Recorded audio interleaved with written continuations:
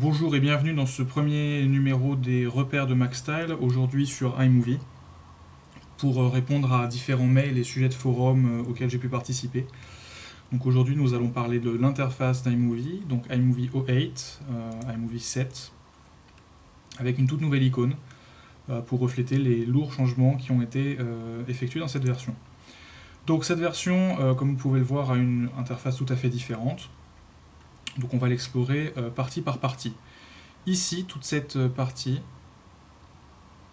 que je entoure avec ma souris, c'est la bibliothèque des projets. En effet, maintenant, dans iMovie, on gère tout par bibliothèque, comme dans iPhoto.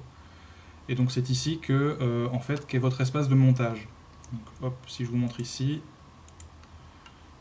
c'est ici que j'ai mon montage.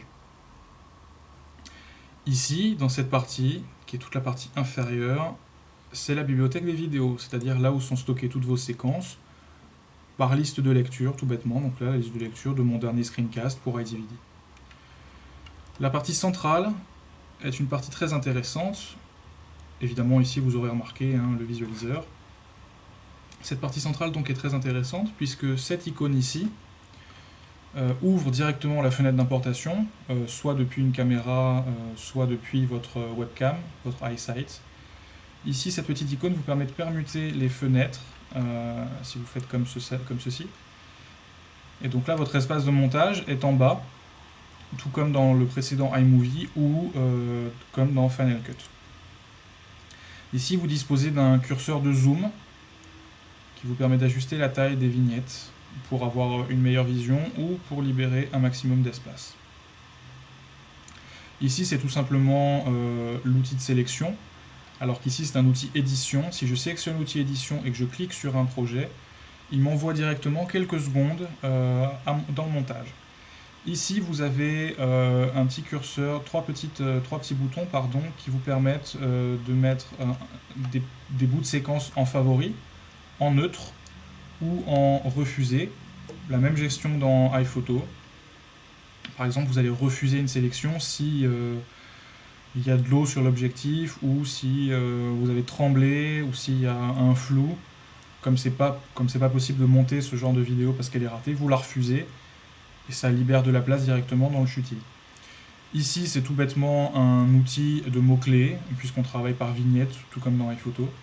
Ici, ce sont 4 éléments qui sont assez importants, puisque là, vous pouvez appeler une palette qui vous permet de mettre une voix hors champ. Donc vous cliquez sur un plan et vous rajoutez une voix hors champ.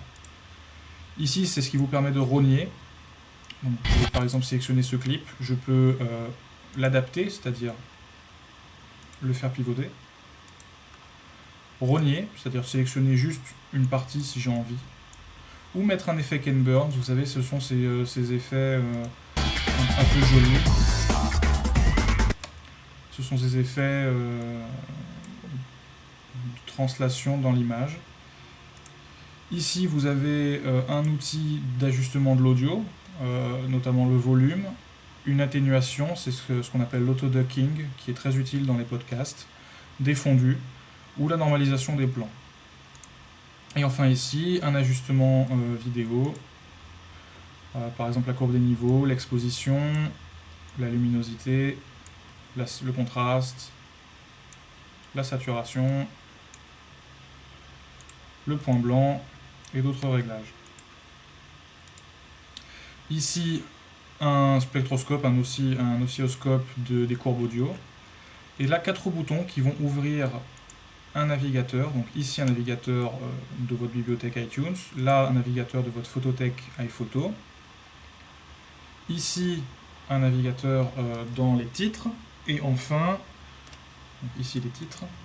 Et enfin, l'outil des transitions. Si vous recliquez, vous faites disparaître le cadre.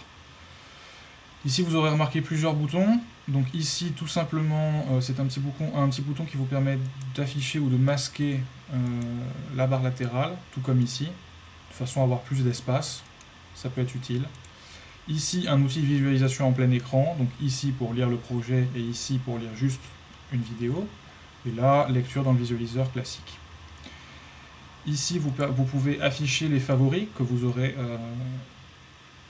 configurés par ces 3 boutons. Et si vous mettez uniquement les refusés, c'est-à-dire les plans que vous voulez supprimer, vous pouvez les masquer, voire les supprimer. A noter que maintenant iMovie utilise la corbeille de macOS 10 et non plus sa propre corbeille. Enfin, je voulais revenir sur un curseur qui est très important et qui va vraiment changer la vie de beaucoup et changer l'avis de beaucoup sur iMovie. Ce petit curseur ici, si je règle sur tout, mon clip apparaît comme un élément simple, comme dans les anciens iMovie. Et au fur et à mesure, je peux descendre en définition, c'est-à-dire augmenter l'échelle, de manière jusqu'à la demi-seconde, de manière à venir faire une sélection à la demi-seconde près. Tout comme ici, je peux venir régler à la demi-seconde près mes titres, de manière vraiment très pointue, ce qui n'était pas le cas dans les précédentes versions d'iMovie. Donc j'espère que ce premier numéro des repères vous aura été utile pour déjà vous débrouiller avec l'interface dans iMovie. Et dans un prochain numéro, nous verrons les premiers éléments de montage. A bientôt.